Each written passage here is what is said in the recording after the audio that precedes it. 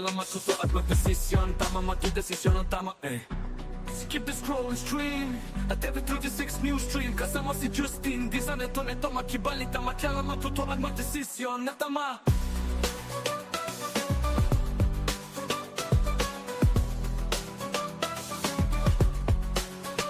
Skip the scroll and stream at every 36 news stream. Kasama si Justin, di sa neto makibalita. Makialam matuto at magdesisyon na tama. Magdesisyon na tama.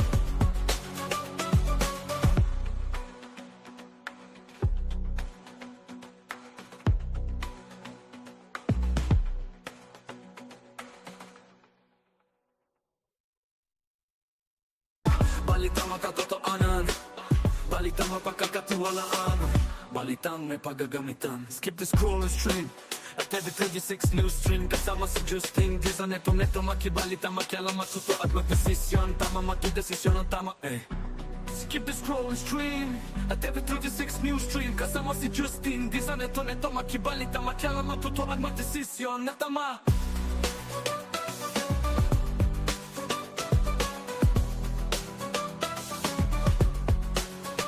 Skip the scroll and stream at every 36 news stream. Kasama si Justin, di sa neto makibalita. Makialam matuto at magdesisyon na tama. Magdesisyon na tama.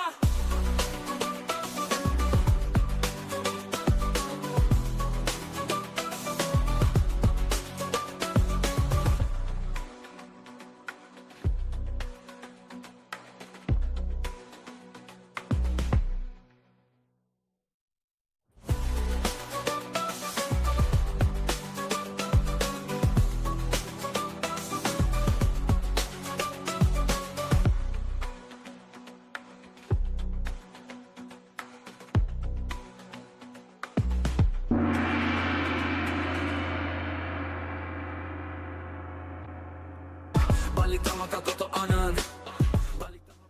Isang magandang tanghali po mga karehiyon at welcome ho sa inyong paboritong online tambayan tuwing tanghalian. Ito po ang CLTV 36 News Stream. Desisyon ang tama Skip the scroll and stream at every 36 news stream. Kasama si Justin. Kabalen, samahan po si Justin Dizon ngayon pong tanghali ng Webes para ho sa mga balitang makatotohanan, balitang mapagkakatiwalaan at balitang may paggagamitan. Yan pong pangako ng CLTV 36 News and Current Affairs sa ating halos 2 milyon na followers sa social media, Facebook. Desisyon na tama.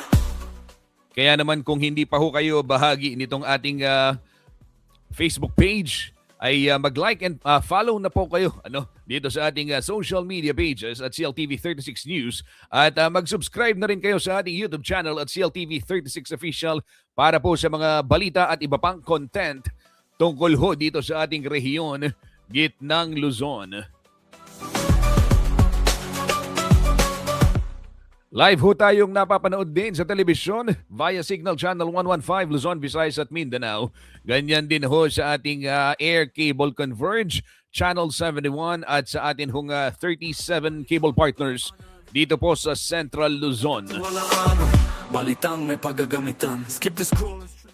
Siyempre, live din tayo sa Free TV Channel 36 sa Kalakhang, Pampanga. Balitang makialam matuto at magdesisyon. Tama magdesisyon ang tama Skip the scroll and stream at every 36 news stream. Kasama si Justin. Di sa neto makibalita. Kumusta ho kayo mga karehiyon? Kuyang Justin, pa-shoutout ka naman bago ang balitaan. Kumustahin ko muna yung mga maagang nakatutok. Eto, si Noel Cleofe. Ayan, sabi niya malapit na belated happy birthday daw kay Small Laude. Sabi ni Noel Cleofe ng Malolos City, Bulacan. Ayan, isang magandang tanghali. Kuyang Noel Cleofe.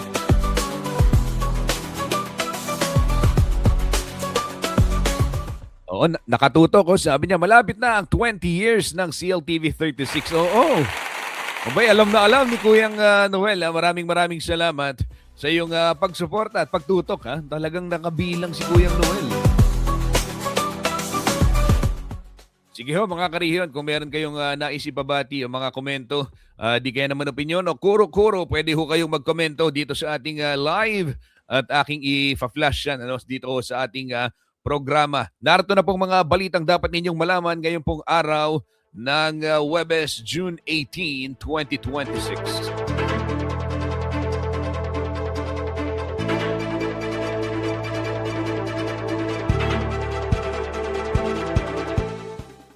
May-ari ng gumuhong gusali sa Angeles City umalmas sa 11 million pesos na penalty ng DOLE.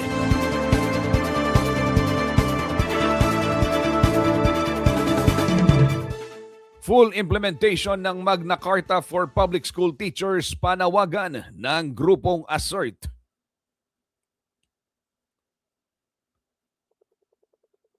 Animal vaccine program laban sa sakit ng livestock inilunsad po ng Central Luzon State University at ng Department of Agriculture.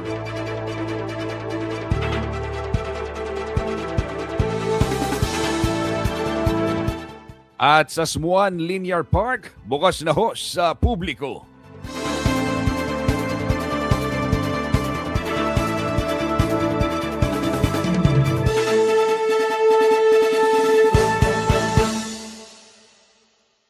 Balitang makatotoanan, balitang mapagkakatiwalaan. Yan ho mga balitang ating tatalakayin ngayong araw ho ng Huwebes. But for the meantime, silipin muna ho natin sitwasyon ng trapiko sa iba't ibang bahagi muna ng syudad ng San Fernando, Pampanga. Live ho ito ngayong alas 12 Gs ng araw ng Huwebes. Ito, meron tayong nakikitang pagbigat ho ng daloy ng trapiko dyan sa may area ng convention, Pampanga High School Boulevard. Ito ho, real-time traffic situation muna tayo sa may syudad ho ng San Fernando, Pampanga.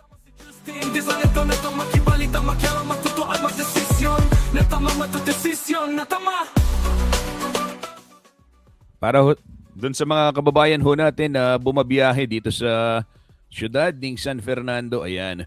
Dito muna sa may boundary ng Angeles City at yung gawing itaas, number 1, yung bahagi po ng Santo Domingo, Angeles City at ng Telabastagan, San Fernando.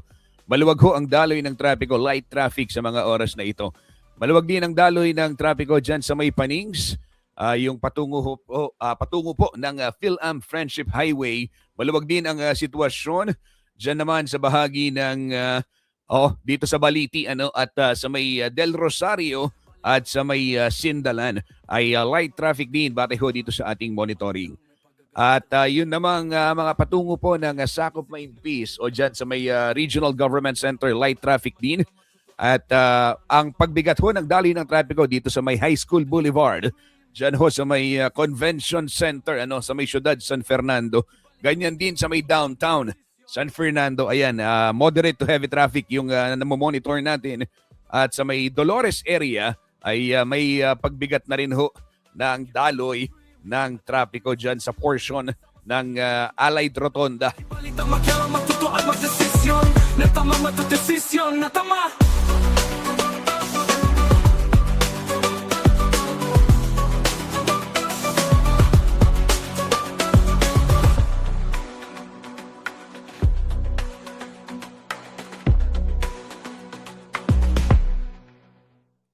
Mula naman sa San Fernando, silipin natin sitwasyon po sa North Luzon Expressway at sa mga babiyahe rin. Ito, ano ba yung aabutan ninyong sitwasyon dyan sa NLEX dito po sa may Balintawak, patungo naman ng norte. Maluwag po ang sitwasyon sa mga oras na ito. Light traffic tayo dyan. And going to Metro Manila naman, light traffic din.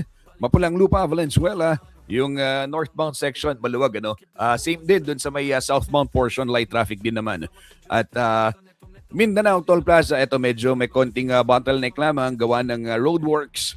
May Kawayan southbound, magkabilang yung northbound portion din, light traffic. Habang sa may Bukawe Toll Plaza, maluwag din ang daloy ng trapiko.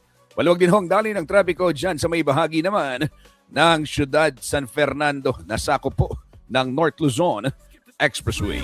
At every 36 New Street kasama si Justin Di sa neto makibalita makyara matuto at magdesisyon Netama matudesisyon natama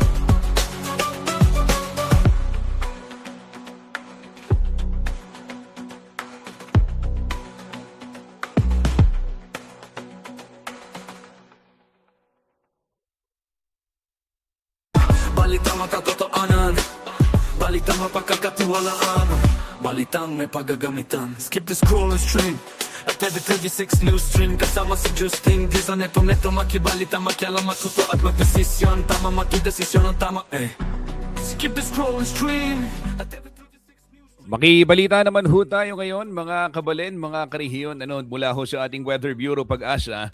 Narito po ang latest naman mula ho sa DOST Pag-asa. Magbabalita, Lian Loreto, narito po.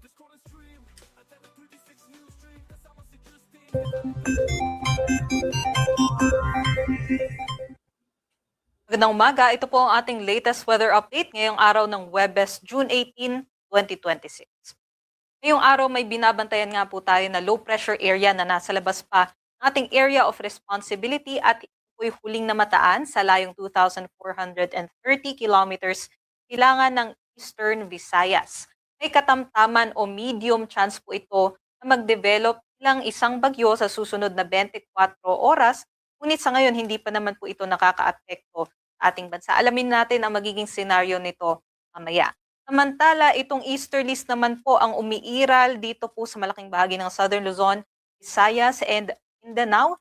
Inaasahan nga po natin yung mainit at maalinsangang panahon sa malaking bahagi po ng ating bansa. Medyo bawas po yung ating mga kaulapan ngayong araw, kaya't magdala po tayo ng payong nangga po sa matinding araw. Although may chance pa rin naman po ng mga pulupulong mga ngayong araw nga dito sa Luzon area, expect natin yung generally fair weather conditions.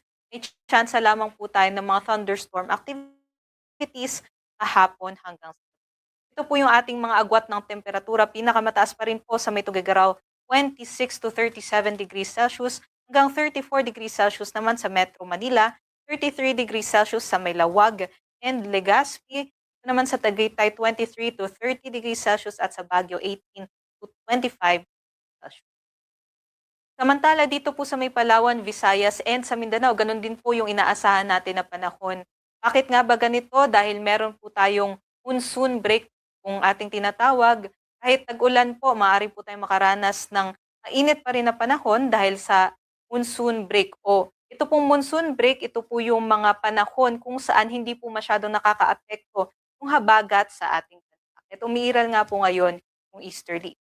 Agwat naman po ng temperatura dito po sa Palawan, Visayas at Mindanao hanggang 34 degrees Celsius sa may Zamboanga, hanggang 33 degrees Celsius naman po sa may Kalayaan Islands, Puerto Princesa City, Iloilo, Cebu, maging sa may Davao. At hanggang 32 degrees Celsius naman sa may Tacloban at sa Cagayan de Oro. So kung pansin nga po natin, medyo may init po yung ating panahon ngayong araw. Although, mataas po yung tsansa ng mga thunderstorms pa rin, especially dito po sa Southern Luzon, Visayas and sa Mindanao.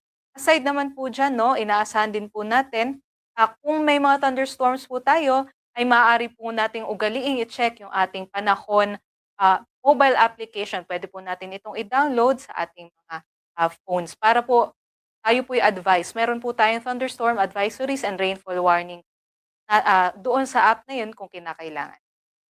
Para naman po sa kalagayan ng ating mga karagatan, wala po tayong nakataas na gale warning at nasa banayad hanggang katamtaman lamang. At para naman po doon sa low pressure area na ating binabantayan, ito po yung ating nakikita na possible scenario. Ngayong araw nga ay may katamtaman po ito na tsansa na maging bagyo. Earliest development ay possible bukas at maaari po itong maging bagyo habang nasa labas po ito ng ating Philippine Area of Responsibility at ito po ay kikilos pa west, north, westward. Sa nakikita natin, maaari po itong mag-recurve o lumihis o lumiko pahilaga patungo sa southern Japan area. Ngunit mataas pa po yung uncertainty o hindi kasiguraduhan dun sa timing ng kanyang pag-recurve. So, sa nakikita natin ay maaari po itong pumasok ng ating Philippine Area of Responsibility by Saturday or sa Sunday, at kung pumasok po ito bilang isang bagyo ay tatawagin po natin ito sa local name na Francisco. Sa ngayon, may tsansa pa rin naman po ito na lumapit dito sa northern Luzon area habang binabaybay po ang Philippine Sea patungo sa may southern Japan. Ngunit, yun nga po, ay Sunday and Monday, pagsapit nga po ng ganong mga araw, maaari po nitong i-enhance yung habagat at expect natin yung maulap na panahon na may kalat-kalat na mga pag-ulan, pagkulog at Sunday to Tuesday dito po sa may Southern Luzon, Visayas and sa Mindanao. Dulot po yan ng habagat. Ngunit less likely naman po o mababa po yung tsansa ito po yung maglandfall sa anumang bahagi na. Dito po sa Metro Manila, ang araw po ay sisikat mamayang 5:28 a.m. at lulubog naman po mamayang 6:27. Para sa mga karagdagang impormasyon, bisitahin po yung ating mga social media accounts, and para sa mas detalyadong impormasyon, bisitahin naman po ang ating websites pag-asa.usc.gov.ph at panahon.gov.ph. Uli ito po si Lian Loreto. Magandang umaga at ingat.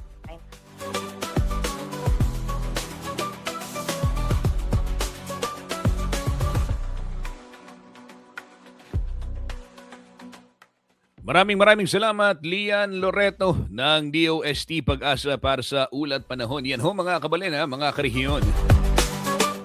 Kabilang ho sa ating binabantayan, etong low pressure area sa labas po ng Philippine Area of Responsibility, no? At oras na maging ganap na bagyo at pumasok ng PAR, ito po itatawaging Francisco. Sa ngayon, ayon ho sa Pag-asa, ay malayo-layo pa, pero posibleng mag-recurve, at posibleng pumasok dito ho sa ating area o PAR pagdating ho ng Sabado. At yung bandang Northern Luzon, mararamdaman ho yung epekto. Tutok lamang ho kayo dito sa CLTV 36 News para ho sa ikangay napapanahong mga anunsyo kaugnay ho ng ulat panahon tungkol po dito sa atin, dito po sa Central Luzon. Banggitin ko lang, bigyan daan ko lang yung public service announcement. Doña Anastasia, Metro Clark, Executive Villas and Camachiles Mother Barrio. Diyan ho sa Mabalacat City. Mawawalan ho kayo ng supply ng tubig mamayang alas 9 ng gabi hanggang bukas alas 5 ng umaga.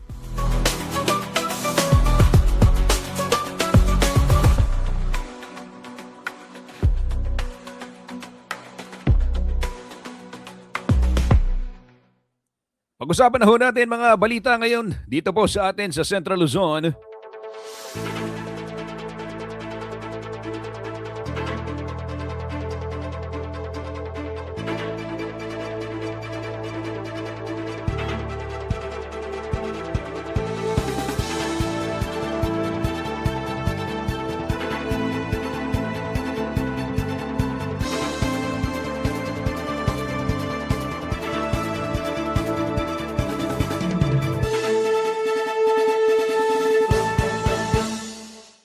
Ito ho mga kabalin, mga karehiyon, umalma po ang may-ari ng Gumuhong Gusali sa Barangay Balibago, Angeles City. Dito po sa atas ng dole na magbayad ho ng 11 million pesos o yung penalty, iga nga na 11 million. Para ho sa detalye ng balitang yan, makakasama natin si Kuyang Paulo G na kani-kanina lamang nakausap po itong abogado o nito pong may-ari ng nasabing gusali. Kuyang Paulo G, isang magandang tanghali, Kuyang Paulo. Ano ang latest dito sa inyong pag-uusap ni Attorney Willie Rivera?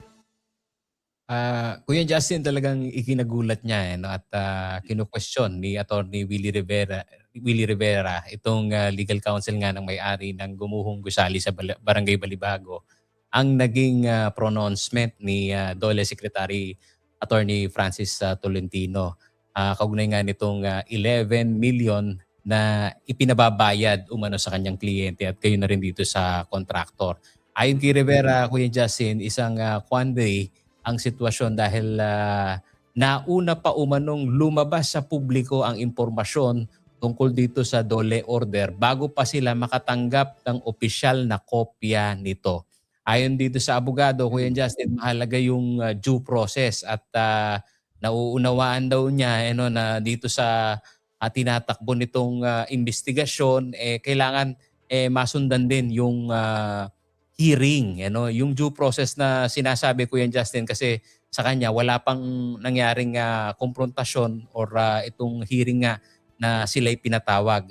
Dahil dito, Kuya Justin, hindi rin niya mabatid kung paano kinumpute ang mahigit 11 million pesos na halaga dahil hindi pa nila hawak ang mismong order at ang breakdown nitong computation. Para sa kampo ng building owner, hindi nila tinatalikuran ng proseso, ngunit kailangang malinaw raw ang basihan ng pananagutan at ebidensyang ginamit kung aling bahagi ng liability ang iniuugnay sa owner at sa contractor. Sa gitna ng panawagan ng publiko, Kuya Justin, para sa hustisya sa Balibago tragedy, iginit din ng kampo ni Rivera na dapat ding tiyakin ang anumang parusa o pananagutan dumaan sa tamang proseso ng batas.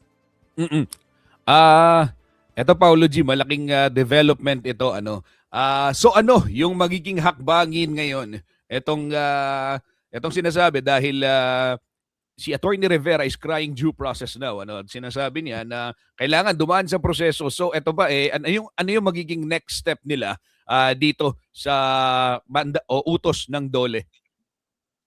Ang kanilang unang hakbang, Kuya Justin, mag-motion daw sila dito at doon naman sa usapin nitong pag-contest nila doon sa halaga ng computation, naniniwala daw sila na hanggang sa Supreme Court yung kataas-taasang hukuman ang magpapasya ng karampatang kompensasyon dito sa mga biktima itong gumuhong gusali. Paano ito makakaapekto, Paulo G, dito sa panawagan naman ng ating mga kababayan, lalo na yung mga nabiktima, yung mga nawalan ng mahal sa buhay dito sa paghahanap nila ng hustisya? Ang katotohanan nito, Kuya Justin, meron na ngang umiikot na quit claim na sa isang banda doon sa civil case na tinatawag, Kuya Justin, ang binabanggit meron na pumipirma. Hindi lang binanggit kung ilan yung mga pumirma na pamilya nitong naulilang biktima. At dito naman sa panig nitong lokal na pamahalaan na siyang pinuno nitong fact-finding team na nagsasagawa din ng proseso pangangalap ng ebidensya at kalaunan sila ang magsasampang legal dito sa kontraktor at may-ari. Karapatan daw nitong mga naulilang pamilya yung piliin itong option ng quit claim, Kuya Justin. Pero yung pag-usad ng investigasyon, panigurado, yung paggulong ng hustisya, Kuya Justin, yan ay makikita daw, lalong-lalo na yung mga naulilang pamilya na naghahanap ng hustisya. At kasunod nga nito, ito ring gugulong na investigasyon dyan sa Kamara, Kuya Justin, itong Makabayan Black. Una ni ACA Teacher Party List Representative Antonio Tino na in aid of legislation naman ang kanilang pinupush ma-criminalize itong hindi pagtalima dito sa OSH kung tawagin, yung Occupational Safety and Health Standard dyan sa mga construction site. Lalong-lalo na dito sa mga construction worker na ako nakikita ko, Kuya Justin, mababa yung tingin sa trabaho na pagka sinabing construction worker, kailangan talagang mabigyan ng mabigyan ng tuon ng pansin nitong ating gobyerno at ng ating mga mambabatas kung paano nila male-legislate ng maayos. Kasi ikaw nanonood ka rin ng pelikula, Kuya Justin, di ba? Yung mga comedy show, pagka andyan at ang bagsak mo, construction worker, ang liit ng tingin, di ba? At mga bagay na, karapatan nito mga construction worker, talaga naman dapat maging malinaw ito. Eto nga, Paulo G, yung pinag-usapan, nabanggit mo, yung sa occupational safety. May update ka na ba? Kaugnay naman itong ipinataw na preventive suspension kay Director Panlilio ng DOLE Central Luzon. with regards din, of course, dito sa isyung ito. Kahapon do sa press briefing niya sa Maynila, si Secretary Francis Tolentino, meron siyang, hindi niya particular na binanggit yung pangalan ni Director Panlilio, isang opisyal at ilang pang inspector, sabi niya, ang extended yung kanilang suspension. Dahil Okay. dito nga sa issue naman ng pag-lift nung work stoppage order, Kuya Justin.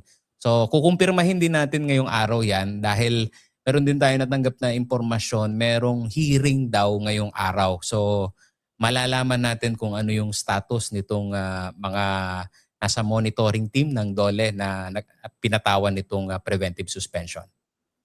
Okay, maraming salamat Paulo G. Santos sa iyong report. Makikibalita pa kami sa mga susunod na oras, kaugnay nitong pagbabantay, yung paghahanap po ng hustisya dito sa nangyaring guho sa Barangay Balibago. Paulo G, panghuli na lamang pala, doon sa mga nakausap mong pamilya, lalo na ano yung pinakapanawagan nila sa ngayon? Mag-iisang buwan na kasi makalipas, next week, 24, isang buwan na matapos itong trahedya. Ano yung pinakasitwasyon at ano yung kagyat na pangangailangan nitong mga naulila ng mga biktima? Doon sa mga na-identify yung kanilang mga mahal sa buhay, Kuya Justin, yun talagang financial assistance, yun yung kanilang kailangan. Lalong-lalo na yung mga galing pa sa malayong probinsya as far as Leyte, may ganun Bicol, at sa totoo lang, meron pang mga unidentified bodies, mga cadaver diyan sa punerarya, Kuya Justin. At patuloy nga yung pangangalap o paghihintay nila nung DNA test result. Pero dun sa mga andun at naipalibing na, Kuya Justin, yung kanilang karaingan yung kompensasyon.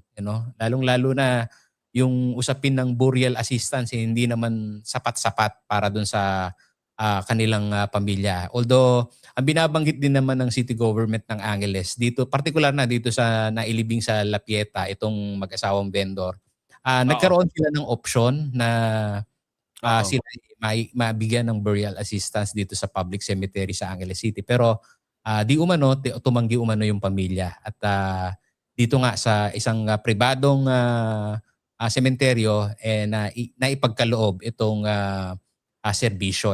Pero dun sa unang punerarya na kumalinga dun sa mga labi nitong mag-asawang vendor, Kuya Justin, sinagot nito raw lokal na pamahalaan at nitong DSWD.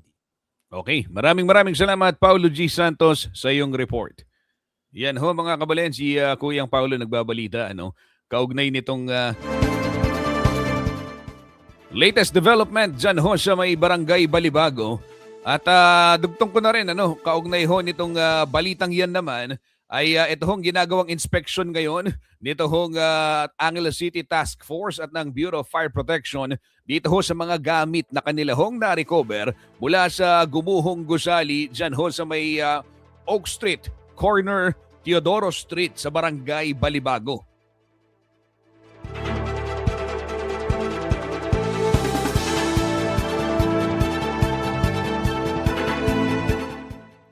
Patuloy ho ang ginagawang fact-finding investigation ng mga otoridad kaugnay ho ng nangyaring pagguho dito po sa gumuhong gusali o yung under construction na 9-story building dyan ho sa Barangay Balibago, Angeles City. Kaugnay ho niyan, sinuri po ng Bureau of Fire Protection National Headquarters Investigation Group ang mga materyales at kagamitang na-recover mula po sa collapse site. Layon ho nitong busisiin at dokumento ang mga ebidensya na magbibigay linaw sa tunay na sanhi ng trahedya.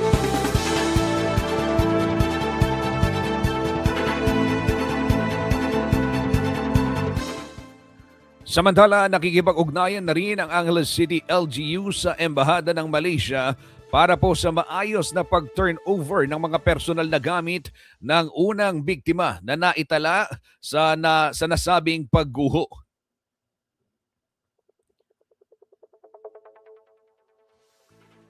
Bahagi po ang naturang hakbang ng binuong Fact-Finding and Investigation Task Force ng lokal na pamahalaan na silang tututok sa pagsusuri sa nasabing trahedya.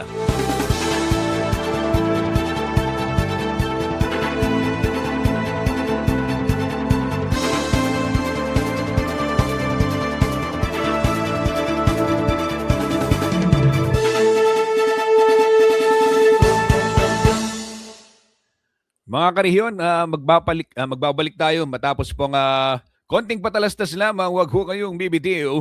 Magbabalik po ang inyong online tambayan tuwing tanghalian. Ito po ang CLTV 36 News Stream. Makakasama natin si Jody Mercado. Maya-maya para naman pag-usapan ito hong panawagan ng mga guro na ipatupad itong Magna Carta for Public School Teachers.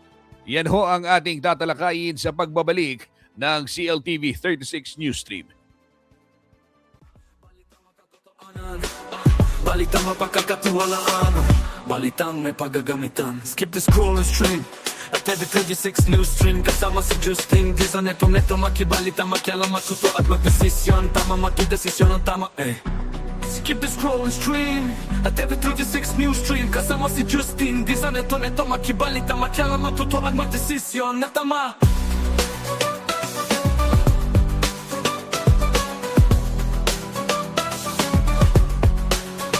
Skip the scroll and stream at every 36 news stream. Kasama si Justin Dizon, neto makibalita, makialam, matuto at magdesisyon na tama, matudesisyon na tama.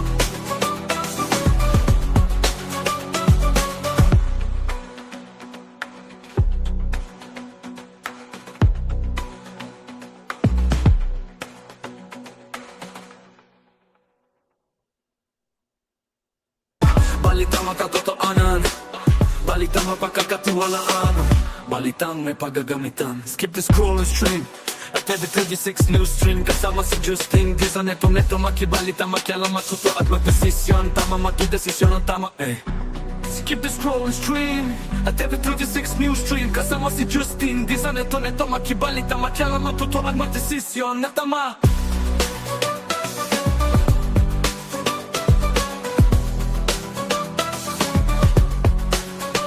Skip the scroll and stream at every 36 news stream. Kasama si Justin Dizon, neto makibalita, makialam, matuto at magdesisyon na tama, matudesisyon na tama.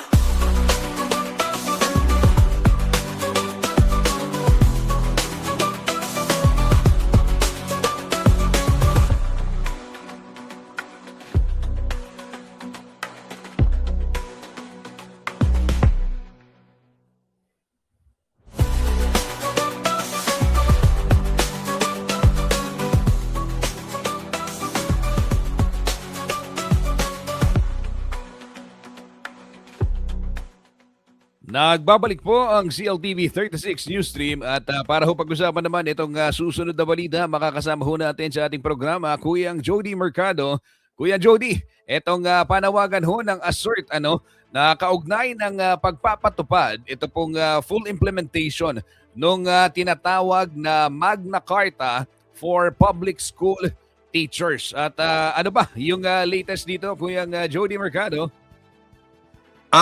Bago ko ipagpatuloy ang aking ulat kasamang Jassy, nais ko munang batiin ng maligayang kaarawan o happy birthday ang Republic Act 4670 o ang Magna Carta for Public Teachers na nagdiriwang ngayon ng kanyang 60th, ang tawag doon kapag ikaw ay naisabatas na, 60th anniversary ng pagkakapasa.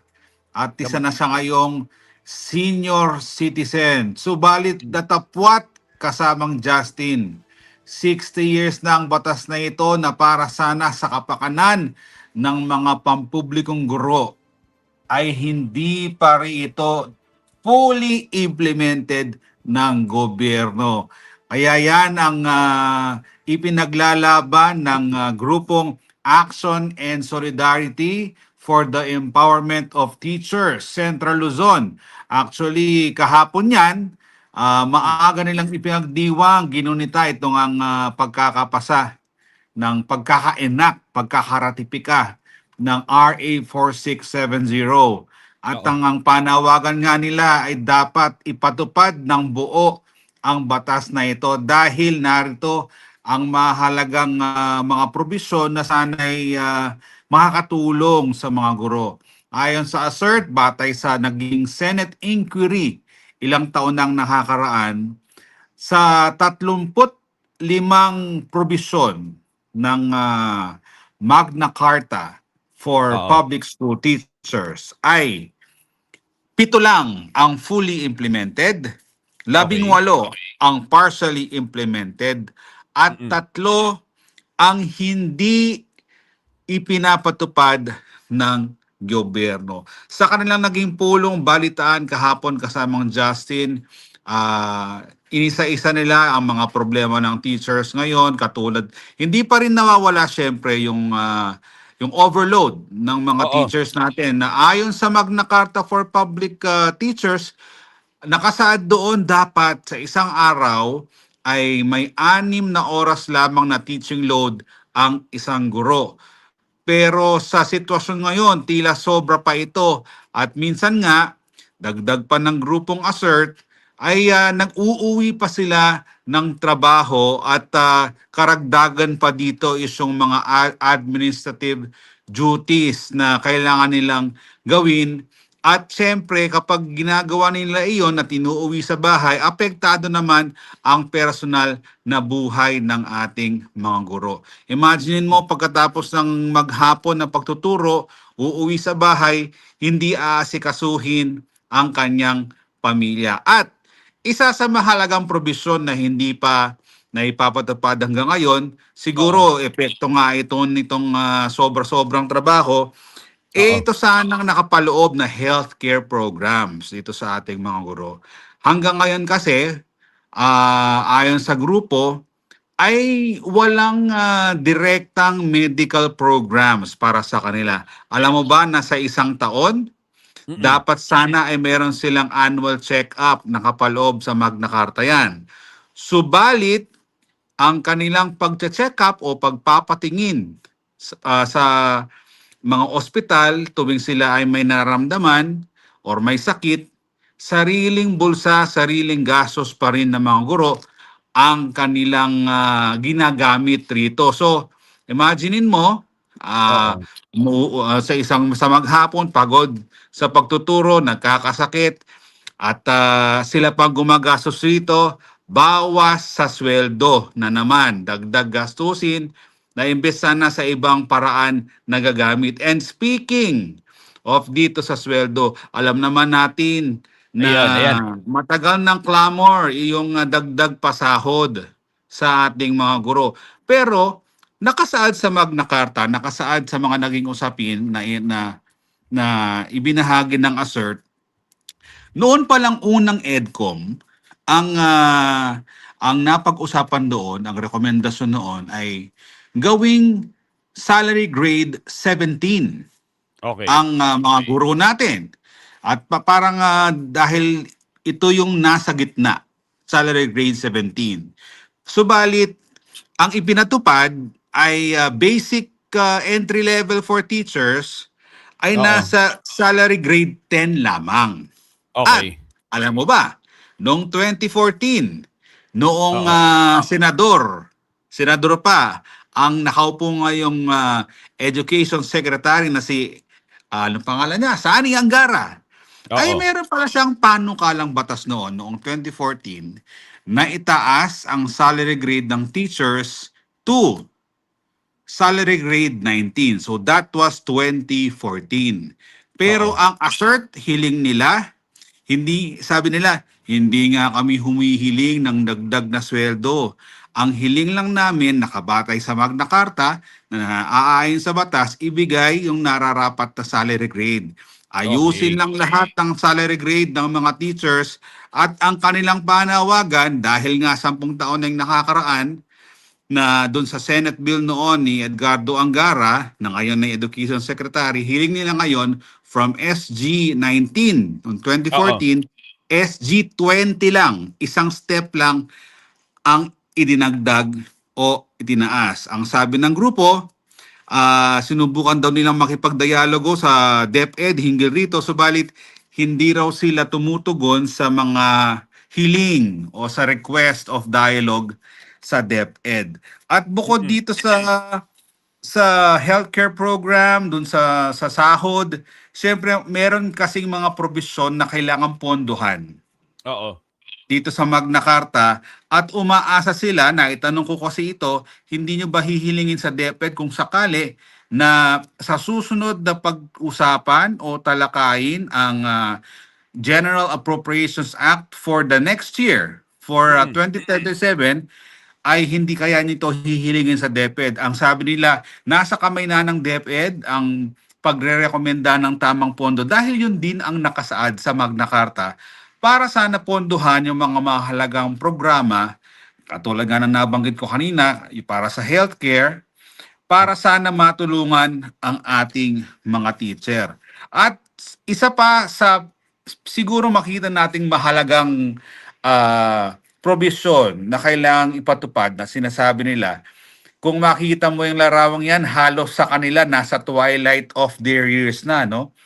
Ang isa Yes. sa mga pinaglalaban nila ay ang retirement promotion. Ang alam ko, sa ibang ahensya daw ng gobyerno, kapag ikaw ay magre-retire na, parang tataas, parang sundalo, no? Kapag Oo. nag-retire ka or police, tataas ka ng isang ranggo at makukuha mo ang promotion based doon. Subalit hanggang ngayon, 60 years na ang Magna Carta, pero hindi pa rin iyon ipinapatupad. Ang ipinapatupad lamang daw ay yung isang atas o isang circular sa GSIS na outdated na dahil kinukuha lamang dito yung 36-month average salary computation na talaga namang hindi na ibibigay yun talagang karapatan ng Oo. mga guro. Isa pa sa mga ipinaglalaban nila kasamang Justin, alam mo ba? Na Oo. ang mga teacher, kahit sinasabi daw nila na napakaswerte niyong mga teacher, meron kayong 2 month na pwedeng lumiban sa trabaho. Pero Oo. hindi raw totoo yun. Ang Oo. sinasabi nila, wala silang 15 days sa sick leave, wala rin din silang 15 days na vacation leave. At syempre, sabi nila, sa loob kasi ng sa isang taon, mayroong mga pagkakataon na kailangan silang pumasok dahil naapektuhan ng klase ng iba't ibang dahilan at doon kinukuha yung doon sa mga leave na yon, sa 2 months leave na yon, para sila ay pumasok. At dahil doon, kasamang Justin, kapag sila ay nagkakasakit, kapag sila ay kailangan lumiban, oo, magpapaalam sila na magli-leave, pero dahil wala nga silang opisyal na leave, ay syempre hindi sila Kaltas. sasahod sa araw na yon.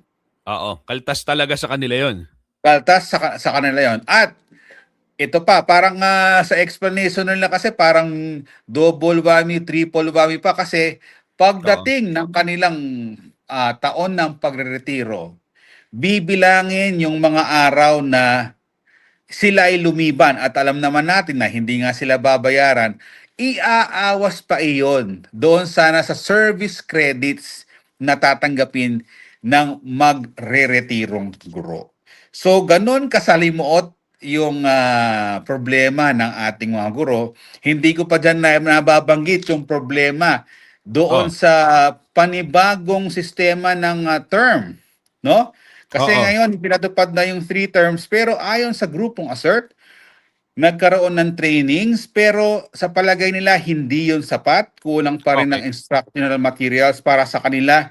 Hindi handa ang karamihan ng guro sa ipapatupad na 3-term school year ngayong taon. At ang Mm-mm. sabi nga ng isa sa kanilang mga miyembro, nasa Oo. school heads na daw at mga teachers kung paano aayusin yung mga panibagong policies na nakapaloob doon sa 3-term school year. So, naitanong din natin kung sakasakali ba na Oo. ma-implement or ipatupad ng buo itong RA 4670 or Magna Carta for the public school teachers ay may iibsan ba ng 100%? Mananiniwala sa kanila na siyempre kapag ito'y mapupondohan at may Mm-mm. papatupad ng buo, malaki talaga ang maitutulong nito sa mga guro sa benepisyong pampinansyal, pangkalusugan. Subalit, siyempre, pabago-bago kasi yung mga regulasyon na ipinapatupad ng pamahalaan, lalo Oo. na sa sektor ng edukasyon. Alam naman natin, iba-ibang administrasyon, Iba. naging K-12, naging K-10.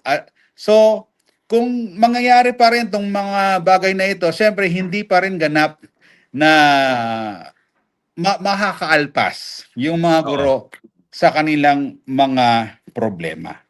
Ayan. Kasama Jody, marami-rami yan. Ako, alam ko, pamilyar na pamilyar ka sa sitwasyon ng mga guro dahil ikaw ay isang anak ng butihing guro, di ba? So, alam mo talaga yung mga ika nga, pinagdadaanan. Alam mo, kasabang Justin, na itanong ko nga sa kanila kung ano ang masasabi nila sa mga guro na gumagawa ng pansariling hakbang, no? Oo, Pag-aabono at tama. paghihingi ng sponsor. Sa palagay nila kasi parang no choice eh. Kasi kung hindi mo naman yung gagawin, ang mga kabataan, ang mga mag-aaral din, ang naapektuhan. Oo. Karagdagan nga nito, kung ang mga teachers natin ay hindi may bibigay yung talagang karapatan nila, yung mga benepisyo nila, ay magsasuffer talaga yung paraan nila ng pagtuturo. Yung Mismo. magiging kalidad ng edukasyon na ibibigay nila. Paano makakapagturo ng maayos ang isang teacher kung iniisip niya kung paano papakainin ang mga anak na naiwan sa bahay?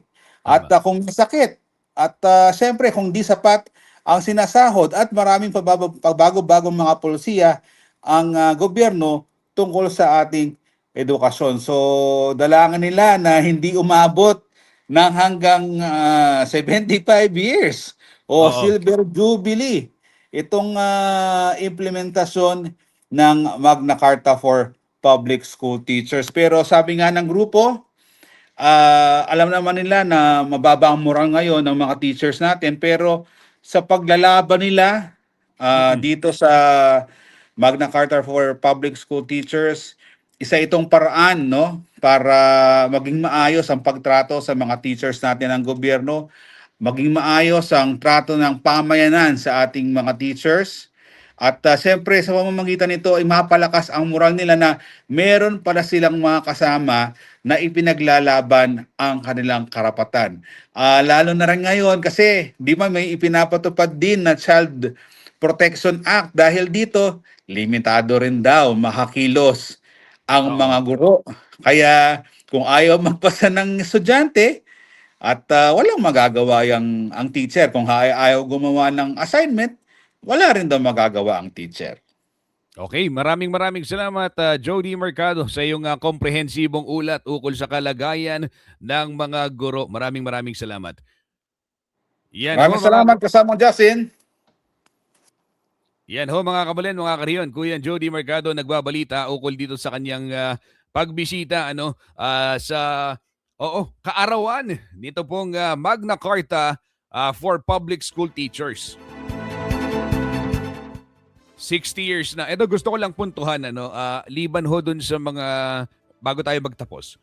Liban ho dun sa mga papel na ginagampanan ng guro pagdating sa pagkatuto ng mga kabataan, pagdating sa pagkatuto ho ng ating mamamayan, ng mga Pilipino, malaki rin ho ang papel na ginagampanan ng mga guro pagdating ho sa kaligtasan ng ating mga anak, ng ating mga kabataan. Nakita naman ho natin yung nangyaring lindol sa Mindanao kamakailan, kung saan sa pagsisimula ho ng klase, nakita ho natin sino ang una kagyat na tumugon sa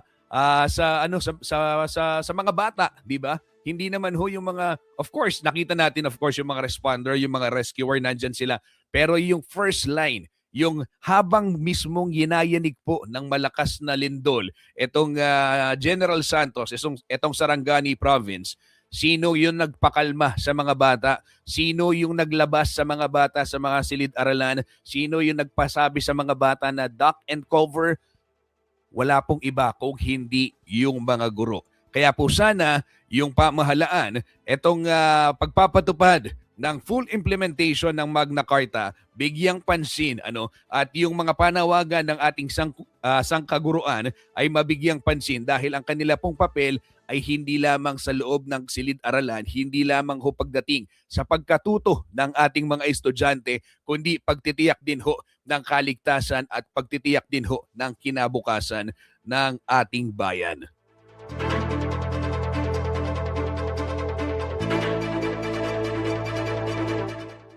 Sa iba hong balita, ito, pabigandaan natin bago tayo magpaalam.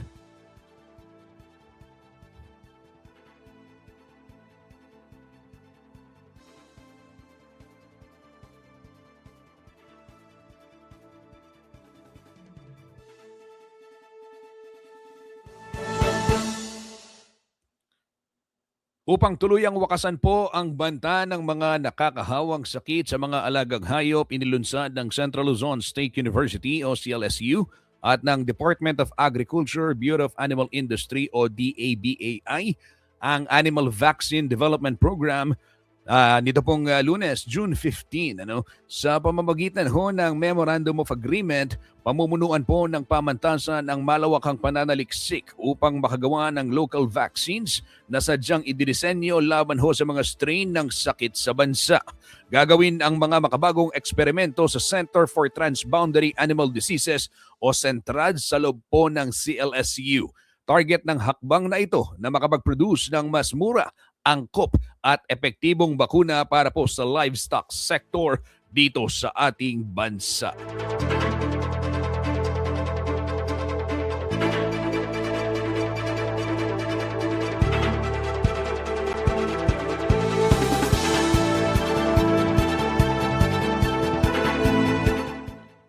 Sa mga naghahanap naman po ng bagong pasyalan, opisyal nang binuksan sa publiko ang bagong Sasmuan Linear Park sa tabi po ng Caliano River. Dito po sa bayan ng Sasmuan, Pampanga. Dumalo po sa inaugurasyon sina DNR Secretary Juan Miguel Cuna at Mayor Catalina Cabrera. Kasama pong ilang estudyante at community members. May lawak ho 1,300 square meters ang nasabing parke na dati isa lamang napabayaang tabing ilog. Ngunit kalaunan po isinailalim sa rehabilitation.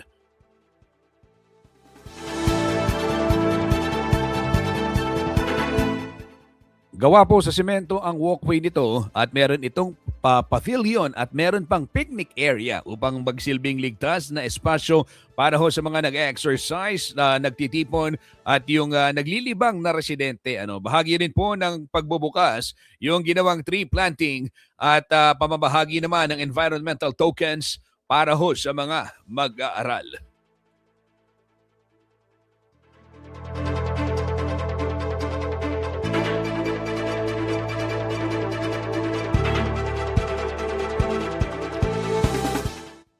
Time check muna tayo. 12:56 na ng tanghali. Magpapaalam na po si Justin Dizon para ho sa mas marami pang balita. I-like and follow ang ating social media pages. Mag-subscribe na rin kayo sa YouTube channel ng CLTV36 at YouTube. At CLTV36 at YouTube. At CLTV36 Official. Ayan. At syempre mag-follow po at CLTV36 Official and at CLTV36 News on Facebook. Skip the scroll and stream. Para ho sa mga balitang makatotohanan, balitang mapagkakatiwalaan at balitang may paggagamitan, sa ngalan ho ng buong puwersa ng CLTV36 News and Current Affairs, ako po si Justin Dizon. Maraming salamat po.